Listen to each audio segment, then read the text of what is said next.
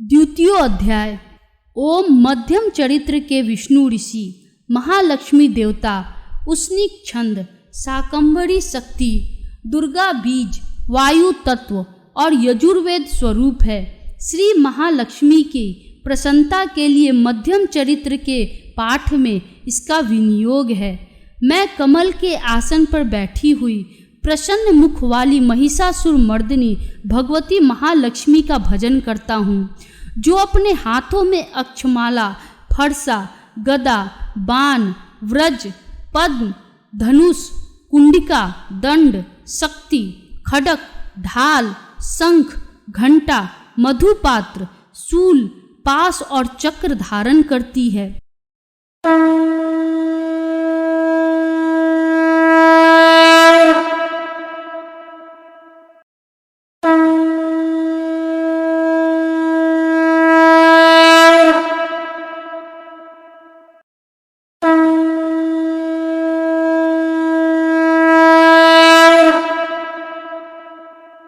ऋषि कहते हैं, पूर्व काल में देवताओं और असुरों में पूरे 100 वर्षों तक घोर संग्राम हुआ था। उसमें असुरों का स्वामी महिषासुर था और देवताओं के नायक इंद्र थे। उस युद्ध में देवताओं की सेना महाबली असुरों से परास्त हो गई। संपूर्ण देवताओं को जीतकर महिषासुर इंद्र बन बैठा। तब पराजित देवता प्रजापति ब्रह्मा जी को आगे कर उस स्थान पर गए जहाँ भगवान शंकर और विष्णु विराजमान थे। देवताओं ने महिषासुर के पराक्रम तथा अपनी पराजय का यथावत वृतांत उन दोनों देवेश्वरों से विस्तार पूर्वक कह सुनाया। वे बोले, भगवान, महिषासुर सूर्य, इंद्र, अग्नि, वायु, चंद्रमा, यम, वरुण तथा अन्य देवताओं के भी अधिकार छीनकर स्वयं ही सबका अधिष्ठाता बन बैठा है। उस दुरात्मा महिष ने समस्त देवताओं को स्वर्ग से निकाल दिया है। अब वे मनुष्यों की भांति पृथ्वी पर विचरते हैं। दैत्यों की यह सारी करतूत हमने आप लोगों से कह सुनाई। अब हम आपकी ही शरण में आए हैं, उसके वध का कोई उपाय सोचिए। इस प्रकार देवताओं के वचन सुनकर भगवान विष्णु और शिव ने दैत्यों पर बड़ा क्रोध किया। उनकी भौवें तन गई और मुंह टेढ़ा हो गया। तब अत्यंत कोप में भरे हुए चक्रपाणी श्री विष्णु के मुख से एक महान तेज प्रकट हुआ। इसी प्रकार ब्रह्मा, शंकर तथा इंद्र आदि अन्य देवताओं के शरीर से भी बड़ी भारी तेज निकला। वह सब मिलकर एक हो गया। महान तेज का वह पुंज जाज्वल्यमान पर्वत सा जान पड़ा। देवताओं ने देखा, वहां उसकी ज्वालाएं संपूर्ण दिशाओं में व्याप्त हो रही थी। संपूर्ण देवताओं के शरीर से प्रकट हुए उस तेज की कहीं तुलना नहीं थी। एकत्रित होने पर वह एक नारी के रूप में परिणत हो गया और अपने प्रकाश से तीनों लोक में व्याप्त जान पड़ा। भगवान शंकर का जो तेज था, उससे उस देवी का मुख प्रकट हुआ। यमराज के तेज से उसके सिर में बाल निकल आए। श्री विष्णु भगवान के तेज से उसकी भुजाएं उत्पन्न हुई। चंद्रमा के तेज से दोनों स्तनों का और इंद्र के तेज से मध्य भाग का प्रादुर्भाव हुआ। वरुण के तेज से जंघा और पिंडली तथा पृथ्वी के तेज से नितंब भाग प्रकट हुआ। ब्रह्मा के तेज से दोनों चरण और सूर्य के तेज से उसकी उंगलियां हुई। वसुओं के तेज से हाथों की उंगलियां और कुबेर के तेज से नासिका प्रकट हुई। उस देवी के दांत प्रजापति के तेज से और तीनों नेत्र अग्नि के तेज से प्रकट हुए थे। उसकी भौवें संध्या के और कान वायु के तेज से उत्पन्न हुए थे। इसी प्रकार अन्यान्य देवताओं के तेज से भी उस कल्याणमयी देवी का आविर्भाव हुआ। तदंतर समस्त देवताओं के तेज पुंज से प्रकट हुई देवी को देखकर महिषासुर के सताए हुए देवता बहुत प्रसन्न हुए। पिनाकधारी भगवान शंकर ने अपने शूल से एक शूल निकालकर उन्हें दिया। फिर भगवान विष्णु ने भी अपने चक्र से चक्र उत्पन्न करके भगवती को अर्पण किया। वरुण ने भी शंख भेंट किया, अग्नि ने उन्हें शक्ति दी और वायु ने धनुष तथा बाण से भरे हुए 2 तरकस प्रदान किए। सहस्त्र नेत्रों वाले देवराज इंद्र ने अपने व्रज से व्रज उत्पन्न करके दिया और ऐरावत हाथी से उतार करके 1 घंटा भी प्रदान किया। यमराज ने काल दंड से दंड, वरुण ने पास, प्रजापति ने सप्तिकाक्ष की माला तथा ब्रह्मा जी ने कमंडलू भेंट किया। सूर्य ने देवी के समस्त रोम कूपों में अपनी किरणों का तेज भर दिया। काल ने उन्हें चमकती हुई ढाल और तलवार दी। क्षीर समुद्र ने उज्ज्वल हार तथा कभी जीर्ण न होने वाली 2 दिव्य वस्त्र भेंट किए। साथ ही उन्होंने दिव्य चूड़ामणि, 2 कुंडल, कड़े, उज्ज्वल अर्धचंद्र, सब बाहुओं के लिए केयूर, दोनों चरणों के लिए निर्मल नुपुर, गले की सुंदर हंसली और सब अंगुलियों में पहनने के लिए रत्नों की बनी अंगूठियां भी दी। विश्वकर्मा ने उन्हें अत्यंत निर्मल फरसा भेंट किया। साथ ही अनेक प्रकार के अस्त्र और अभेद कवच दिए। इनके सिवा मस्तक और वक्ष स्थल पर धारण करने के लिए कभी न कुम्भलाने वाली कमलों की मालाएं दी। जलाधि ने उन्हें सुंदर कमल का फूल भेंट किया। हिमालय ने सवारी के लिए सिंह तथा भांति भांति के रत्न समर्पित किए। धनाध्यक्ष कुबेर ने मधु से भरा पान पात्र दिया तथा संपूर्ण नागों के राजा शेष ने, जो इस पृथ्वी को धारण करते हैं, उन्हें बहुमूल्य मणियों से विभूषित नागहार भेंट दिया। इसी प्रकार अन्य देवताओं ने भी आभूषण और अस्त्र शस्त्र देकर देवी का सम्मान किया। तत्पश्चात उन्होंने बारंबार अट्टहास पूर्वक उच्च स्वर से गर्जना की। उनके भयंकर नाद से संपूर्ण आकाश गूंज उठा। देवी का वह अत्यंत उच्च स्वर से किया हुआ सिंहनाद कहीं समा न सका। आकाश उसके सामने लघु प्रतीत होने लगा। उससे बड़े जोर की प्रतिध्वनि हुई, जिससे संपूर्ण विश्व में हलचल मच गई और समुद्र कांप उठे। पृथ्वी डोलने लगी और समस्त पर्वत हिलने लगे। उस समय देवताओं ने अत्यंत प्रसन्नता के साथ शिववाहिनी भवानी से कहा, देवी तुम्हारी जय हो। साथ ही महर्षियों ने भक्ति भाव से विनम्र होकर उनका स्तवन किया। संपूर्ण त्रिलोकी को क्षोभग्रस्त देख दैत्यगण अपनी समस्त सेना को कवच आदि से सुसज्जित कर हाथों में हथियार ले सहसा उठकर खड़े हो गए। उस समय महिषासुर ने बड़े क्रोध में आकर कहा, आह, यह क्या हो रहा है। फिर वह संपूर्ण असुरों से घिरकर उस सिंहनाद की ओर लक्ष्य करके दौड़ा और आगे पहुंचकर उसने देवी को देखा, जो अपनी प्रभा से तीनों लोकों को प्रकाशित कर रही थी। उनके चरणों के भार से पृथ्वी दबी जा रही थी। माथे के मुकुट से आकाश में रेखा सी खींच रही थी तथा वे अपनी धनुष की टंकार से सातों पातालों को क्षुब्ध किए देती थी। देवी अपनी हजारों भुजाओं से संपूर्ण दिशाओं को आच्छादित करके खड़ी थी। तदंतर उनके साथ दैत्यों का युद्ध छिड़ गया। नाना प्रकार के अस्त्र शस्त्रों के प्रहार से संपूर्ण दिशाएं उबदासित होने लगी। चिक्षुर नामक महान असुर महिषासुर का सेना नायक था। वह देवी के साथ युद्ध करने लगा। अन्य दैत्यों की चतुरंगी सेना साथ लेकर चामर भी लड़ने लगा। 60,000 रथियों के साथ आकर उदग्र नामक महादैत्य ने लोहा लिया।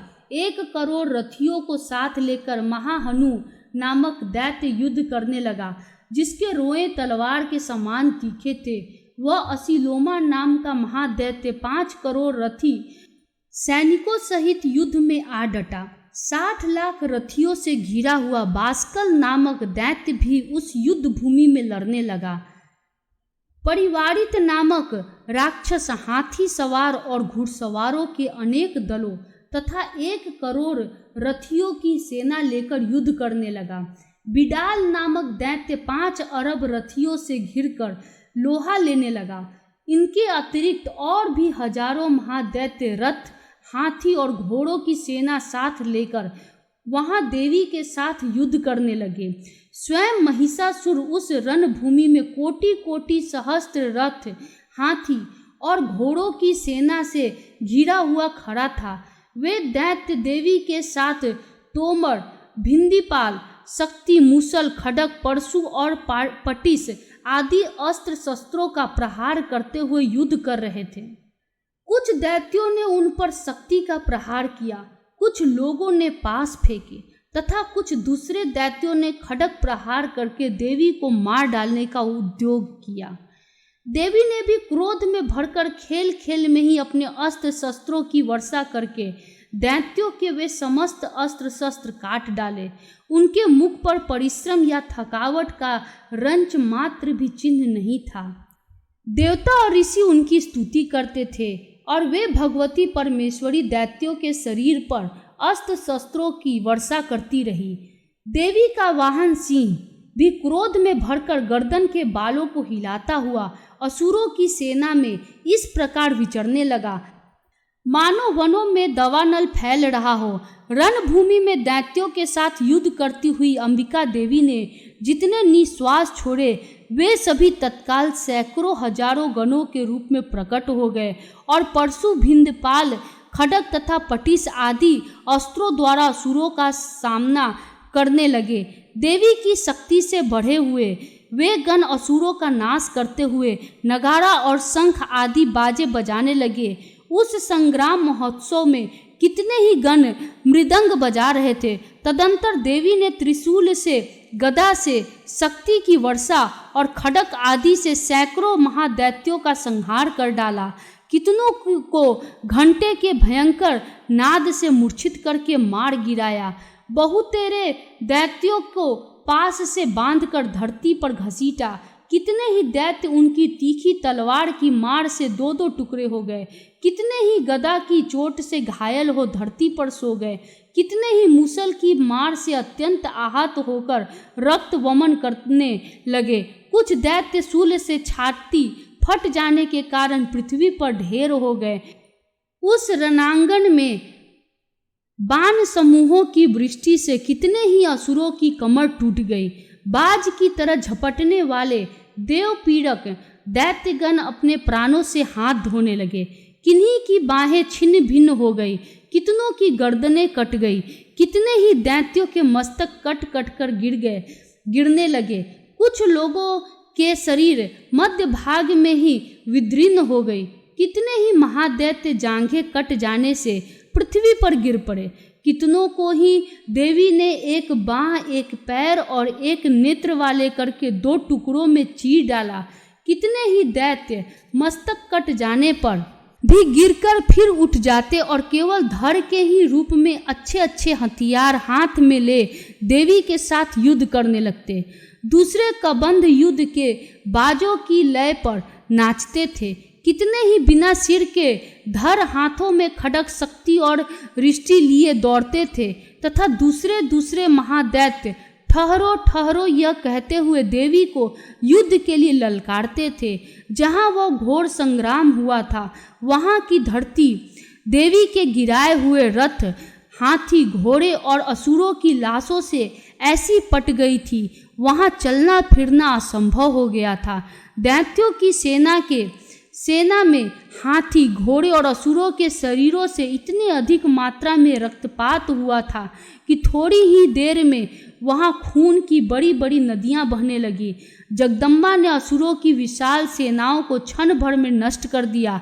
ठीक उसी तरह जैसे तृण और काठ के भारी ढेर को आग कुछ ही क्षणों में भस्म कर देती है, और वह सिंह भी गर्दन के बालों को हिला हिला कर जोर जोर से गर्जना करता हुआ दैत्यों के शरीरों से मानो उनके प्राण चुने लेता था।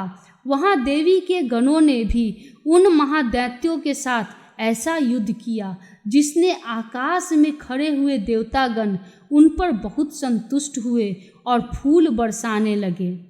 इस प्रकार श्री मार्कंडेय पुराण में सावर्णिक मनवंतर की कथा के अंतर्गत देवी महात्म्य में महिषासुर की सेना का वध नामक दूसरा अध्याय पूरा हुआ। जय माता दी।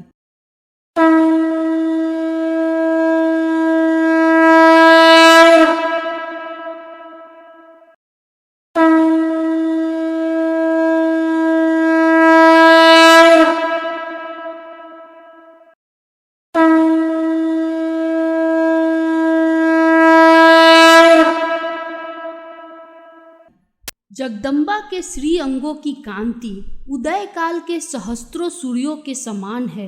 वे लाल रंग की रेशमी साड़ी पहने हुए हैं। उनके गले में मुंडमाला शोभा पा रही है। दोनों स्तनों पर रक्त चंदन का लेप लगा है।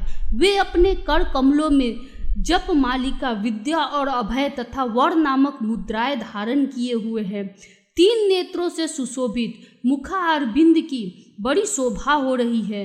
उनके मस्तक पर चंद्रमा के साथ ही रत्नमय मुकुट बंधा है तथा वे कमल के आसन पर विराजमान है। ऐसी देवी को मैं भक्ति पूर्वक प्रणाम करता हूँ।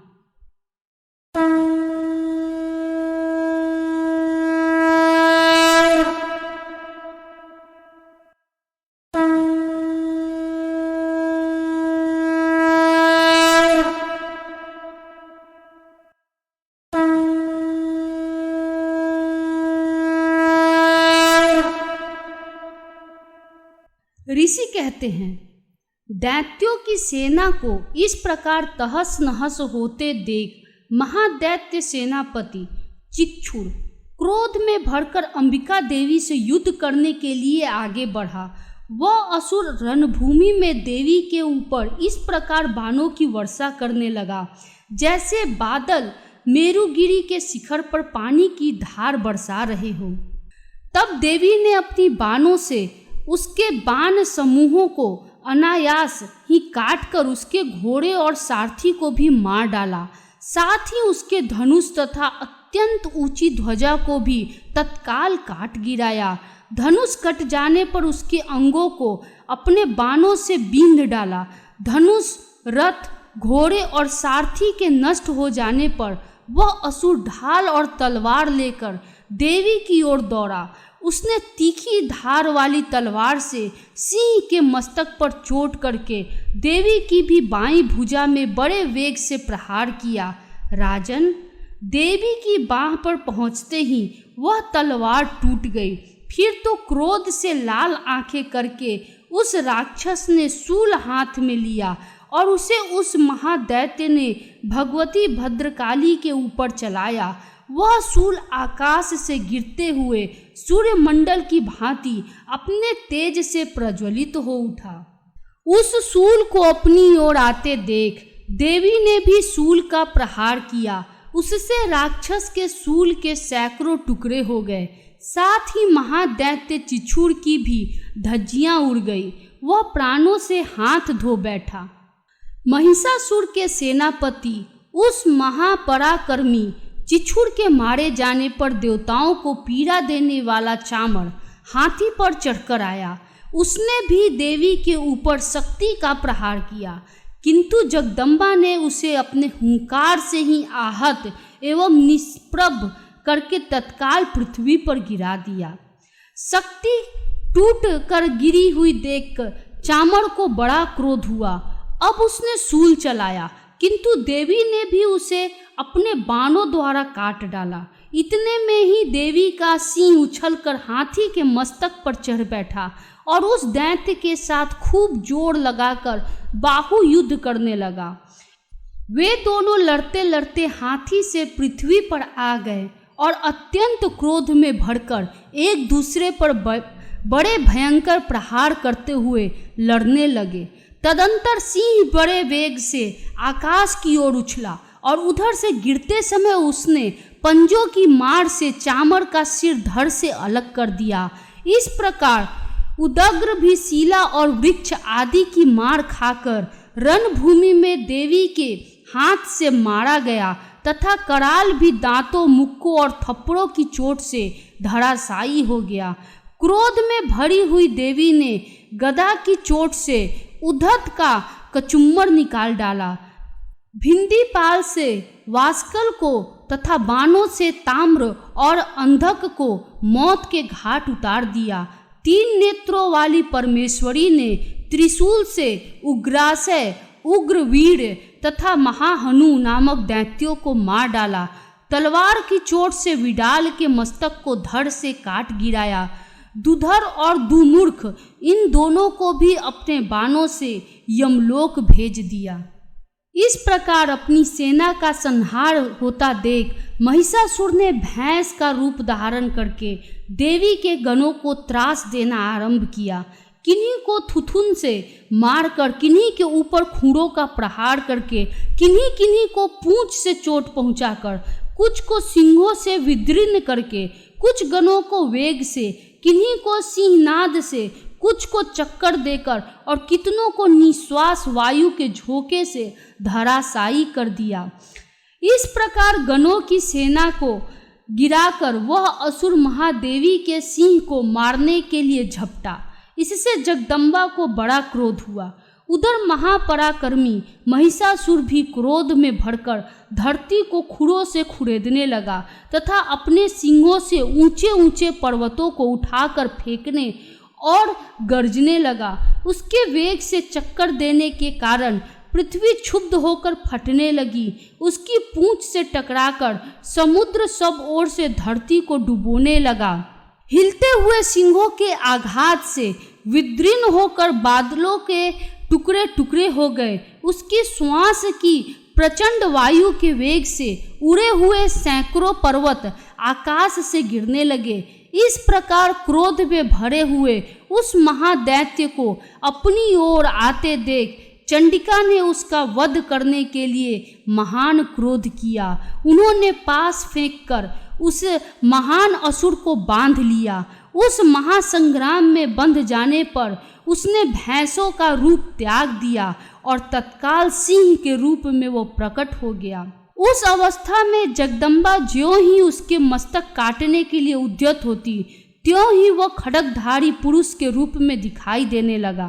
तब देवी ने तुरंत ही बाणों की वर्षा करके ढाल और तलवार के साथ उस पुरुष को भी बींध डाला। इतने में ही वह महान गजराज के रूप में परिणत हो गया तथा अपनी सूंड से देवी के विशाल सिंह को खींचने और गर्जने लगा। खींचते समय उस देवी ने तलवार से उसकी सूंड काट डाली। तब उस महादैत्य ने पुनः भैंसे का शरीर धारण कर लिया और पहले की ही भांति चराचर प्राणियों सहित तीनों लोकों को व्याकुल करने लगा। तब क्रोध में भरी हुई जगन माता चंडिका बारंबार उत्तम मधु का पान करने और लाल आंखें करके हंसने लगी। उधर वह बल और पराक्रम के मद से उन्मत्त हुआ राक्षस गरजने लगा और अपने सिंगों से चंडी के ऊपर पर्वतों को फेंकने लगा। उस समय देवी अपने बाणों के समूहों से उसने फेंके हुए पर्वतों को चूर्ण करती हुई बोली। बोलते समय उनका मुख मधु के मद से लाल हो रहा था और वाणी लड़खड़ा रही थी। देवी ने कहा, ओ मूढ़, मैं जब तक मधु पीती हूँ तब तक तू क्षण भर के लिए खूब गरज ले। मेरे हाथ से यही तेरी मृत्यु हो जाने पर अब शीघ्र ही देवता भी गर्जना करेंगे। ऋषि कहते हैं, यूं कहकर देवी उछली और उस महादैत्य के ऊपर चढ़ गई। फिर अपने पैर से उसे दबाकर उन्होंने शूल से उसके कंठ में आघात किया। उनके पैर से दबा होने पर भी महिषासुर अपने मुख से अभी आधे शरीर से ही वो बाहर निकलने पाया था कि देवी ने अपने प्रभाव से उसे रोक दिया। आधा निकला होने पर भी वह महादैत्य देवी से युद्ध करने लगा। तब देवी ने बहुत बड़ी तलवार से उसका मस्तक काट गिराया। फिर तो हाहाकार करती हुई दैत्यों की सारी सेना भाग गई तथा संपूर्ण देवता अत्यंत प्रसन्न हो गए। देवताओं ने दिव्य महर्षियों के साथ दुर्गा देवी का स्तवन किया। गंधर्व राज गाने लगे तथा अप्सराएं नृत्य करने लगी। इस प्रकार श्री मार्कंडेय पुराण में सावर्णिक मनवंतर की कथा के अंतर्गत देवी महात्म्य में महिषासुर वध नामक 3रा अध्याय पूरा हुआ। जय माता दी।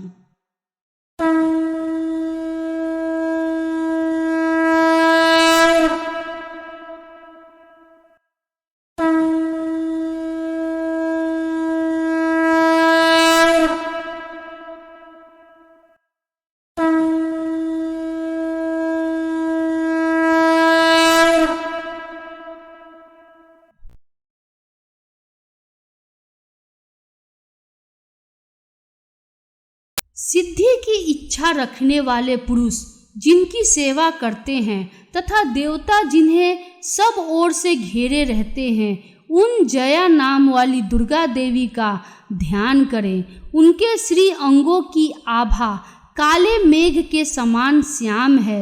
वे अपने कटाक्षों से शत्रु समूह को भय प्रदान करती है।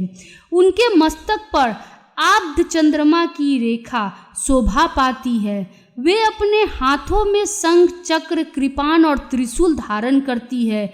उनके 3 नेत्र हैं। वे सिंह के कंधे पर चढ़ी हुई है और अपने तेज से तीनों लोकों को परिपूर्ण कर रही है।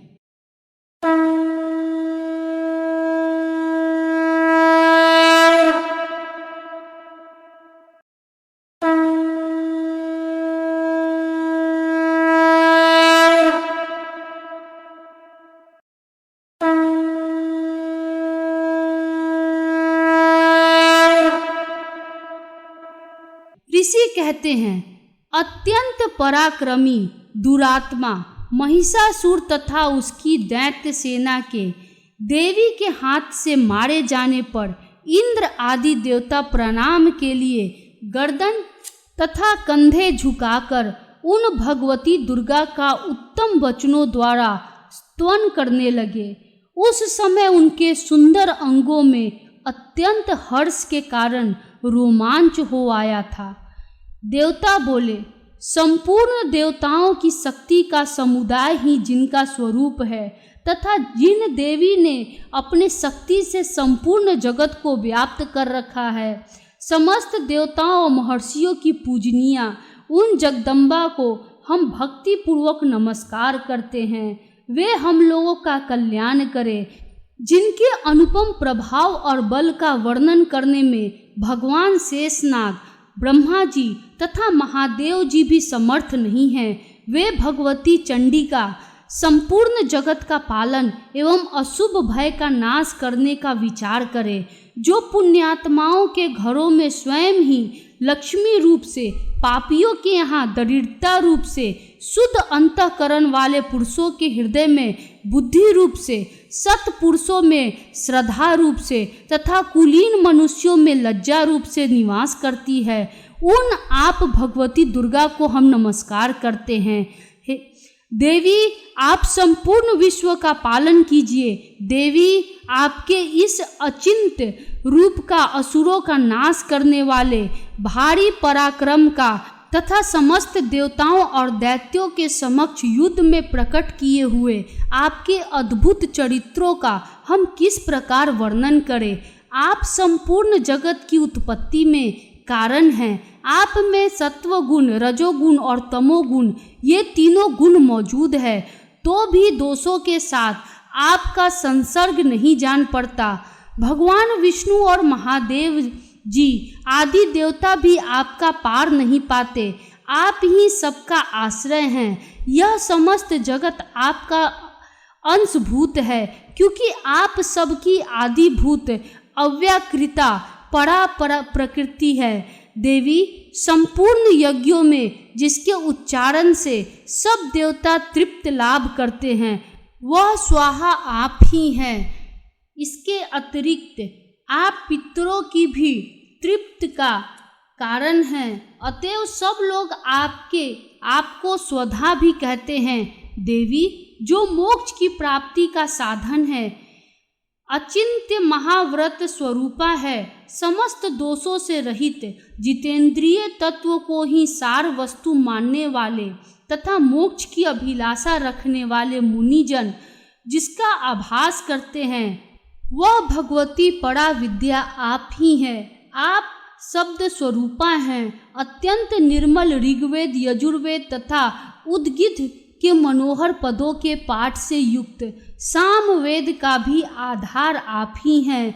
आप देवी त्रयी और भगवती हैं। इस विश्व की उत्पत्ति एवं पालन के लिए आप ही वार्ता के रूप में प्रकट हुई हैं। आप संपूर्ण जगत की घोर पीड़ा का नाश करने वाली है देवी, जिससे समस्त शास्त्रों के सार का ज्ञान होता है। वह मेधा शक्ति आप ही हैं। दुर्गम भव सागर से पार उतारने वाली नौका रूप दुर्गा देवी भी आप ही हैं। आपकी कहीं भी आसक्ति नहीं है। कैठव के शत्रु भगवान विष्णु के वक्षस्थल में एकमात्र निवास करने वाली भगवती लक्ष्मी तथा भगवान चंद्रशेखर द्वारा सम्मानित गौरी देवी भी आप ही हैं। आपका मुख मंद मुस्कान से सुशोभित निर्मल पूर्ण चंद्रमा के बिंब का अनुकरण करने वाला और उत्तम सुवर्ण की मनोहर कांति से कमनीय है। तो भी उसे देखकर महिषासुर को क्रोध हुआ और सहसा उसने उस पर प्रहार कर दिया। यह बड़े आश्चर्य की बात है देवी। वही मुख जब क्रोध से युक्त होने पर उदय काल के चंद्रमा की भांति लाल और तनी हुई भौवें के कारण विकराल हो उठा, तब उसे देखकर जो महिषासुर के प्राण तुरंत नहीं निकल गए, यह उससे भी बढ़कर आश्चर्य की बात है। क्योंकि क्रोध में भरे हुए यमराज को देखकर भला कौन जीवित रह सकता है। देवी, आप प्रसन्न हो। परमात्मा स्वरूप आपके प्रसन्न होने पर जगत का अभ्युदय होता है और क्रोध में भर जाने पर आप तत्काल ही कितने कुलों का सर्वनाश कर डालती हैं। यह बात अभी अनुभव में आई है, क्योंकि महिषासुर की यह विशाल सेना क्षण भर में आपके कोप से नष्ट हो गई है। सदा अभ्युदय प्रदान करने वाली आप जिन पर प्रसन्न रहती है, वे ही देश में सम्मानित है। उन्हीं को धन और यश की प्राप्ति होती है। उन्हीं का धर्म कभी शिथिल नहीं होता तथा वे ही अपने हृष्ट पुष्ट स्त्री पुत्र और भृत्यों के साथ धन्य माने जाते हैं। देवी, आपकी ही कृपा से पुण्यात्मा पुरुष प्रतिदिन अत्यंत श्रद्धा पूर्वक सदा सब प्रकार के धर्मानुकूल कर्म करता है और उसके प्रभाव से स्वर्ग लोक में जाता है। इसीलिए आप तीनों लोकों में निश्चय ही मनोवांछित फल देने वाली है। माँ दुर्गे, आप स्मरण करने पर सब प्राणियों का भय हर लेती हैं और स्वस्थ पुरुषों द्वारा चिंतन करने पर उन्हें परम कल्याणमयी बुद्धि प्रदान करती हैं। दुख, दरिद्रता और भय हरने वाली देवी, आपके सिवा दूसरी कौन है जिसका चित्त सबका उपकार करने के लिए सदा ही दयाद्र रहता हो। देवी, इन राक्षसों के मारने से संसार को सुख मिले तथा ये राक्षस चिरकाल तक नरक में रहने के लिए भले ही पाप करते रहे हों, इस समय संग्राम में मृत्यु को प्राप्त होकर स्वर्ग लोक में जाए, निश्चय ही यही सोचकर आप शत्रुओं का वध करती हैं। आप शत्रुओं पर शस्त्रों का प्रहार क्यों करती हैं? समस्त असुरों को दृष्टिपात मात्र से ही भस्म क्यों नहीं कर देती? इसमें एक रहस्य है। ये शत्रु भी हमारे शस्त्रों से पवित्र होकर उत्तम लोकों में जाएं। इस प्रकार उनके प्रति भी आपका विचार अत्यंत उत्तम रहता है। खड्ग के तेज पुंज की भयंकर दीप्ति से तथा आपके त्रिशूल के अग्रभाग की धनीभूत प्रभा से चौंधिया कर जो असुरों की आंखें फूट नहीं गई, उसमें कारण यही था कि वे मनोहर रश्मियों से युक्त चंद्रमा के समान आनंद प्रदान करने वाले आपके इस सुंदर मुख का दर्शन करते थे। देवी, आपका शील दुराचारियों के बुरे बर्ताव को दूर करने वाला है। साथ ही यह रूप ऐसा है जो कभी चिंतन में भी नहीं आ सकता और जिसकी कभी दूसरों से तुलना भी नहीं हो सकती, तथा आपका बल और पराक्रम तो उन दैत्यों का भी नाश करने वाला है जो कभी देवताओं के पराक्रम को भी नष्ट कर चुके थे। इस प्रकार आपने शत्रुओं पर भी अपनी दया ही प्रकट की है। वरदायिनी देवी, आपके इस पराक्रम की जिसके साथ तुलना हो सकती थी तथा शत्रुओं को भय देने वाला एवं अत्यंत मनोहर ऐसा रूप भी आपके सिवा और कहाँ है। हृदय में कृपा और युद्ध में निष्ठुरता, ये दोनों बातें तीनों लोकों के भीतर केवल आप में ही देखी गई है। माता, आपने शत्रुओं का नाश करके इस समस्त त्रिलोकी की रक्षा की है। उन शत्रुओं को भी युद्ध भूमि में मारकर स्वर्ग लोक में पहुंचाया है तथा उन्मत्त दैत्यों से प्राप्त होने वाले हम लोगों के भय को भी दूर कर दिया है। आपको हमारा नमस्कार है। देवी, आप शूल से हमारी रक्षा करें। अंबिके, आप खड्ग से भी हमारी रक्षा करें तथा घंटा की ध्वनि और धनुष की टंकार से भी हम लोगों की रक्षा करें। चंडिके, पूर्व, पश्चिम और दक्षिण दिशा में आप हमारी रक्षा करें तथा ईश्वरी अपने त्रिशूल को घुमाकर आप उत्तर दिशा में भी हमारी रक्षा करें। तीनों लोकों में आपके जो परम सुंदर एवं अत्यंत भयंकर रूप विचरते रहते हैं, उनके द्वारा भी आप हमारी तथा इस भूलोक की रक्षा करें। अंबिके, आपके कर पल्लवों में शोभा पाने वाले खड्ग, शूल और गदा आदि जो जो अस्त्र हो, उन सब के द्वारा आप सब ओर से हम लोगों की रक्षा करें। ऋषि कहते हैं, इस प्रकार जब देवताओं ने जगन माता दुर्गा की स्तुति की और नंदन वन के दिव्य पुष्पों एवं गंध चंदन आदि के द्वारा उनका पूजन किया, फिर सबने मिलकर जब भक्ति पूर्वक दिव्य धूपों की सुगंध निवेदन की, तब देवी ने प्रसन्न वदन होकर प्रणाम करते हुए सब देवताओं से कहा। देवी बोली, देवताओं, तुम सब लोग मुझसे जिस वस्तु की अभिलाषा रखते हो उसे मांगो। देवता बोले, भगवती ने हमारी सब इच्छा पूर्ण कर दी, अब कुछ भी बाकी नहीं है, क्योंकि हमारा यह शत्रु महिषासुर मारा गया। महेश्वरी, इतने पर भी यदि आप हमें और वर देना चाहती हैं तो हम जब जब आपका स्मरण करें तब तब आप दर्शन देकर हम लोग के महान संकट दूर कर दिया करें तथा प्रसन्न मुखी अंबिके, जो मनुष्य इन स्तोत्रों द्वारा आपकी स्तुति करे उसे वित्त समृद्धि वैभव देने के साथ ही उसकी धन और स्त्री आदि संपत्ति को भी बढ़ाने के लिए आप सदा हम पर प्रसन्न रहें। ऋषि कहते हैं, राजन, देवताओं ने जब अपने तथा जगत के कल्याण के लिए भद्रकाली देवी को इस प्रकार प्रसन्न किया, तब वे तथास्तु कहकर वहीं अंतर्धान हो गई। भूपाल, इस प्रकार पूर्व काल में तीनों लोकों का हित चाहने वाली देवी जिस प्रकार देवताओं के शरीर से प्रकट हुई थी, वह सब कथा मैंने कह सुनाई। अब पुनः देवताओं का उपकार करने वाली वे देवी दुष्ट दैत्यों तथा शुंभ निशुंभ का वध करने एवं सब लोकों की रक्षा करने के लिए गौरी देवी के शरीर से जिस प्रकार प्रकट हुई थी, वह सब प्रसंग मेरे मुंह से सुनो। मैं उसका तुमसे यथावत वर्णन करता हूँ।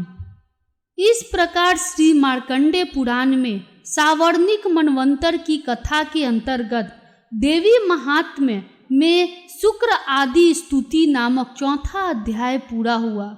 जय माता दी।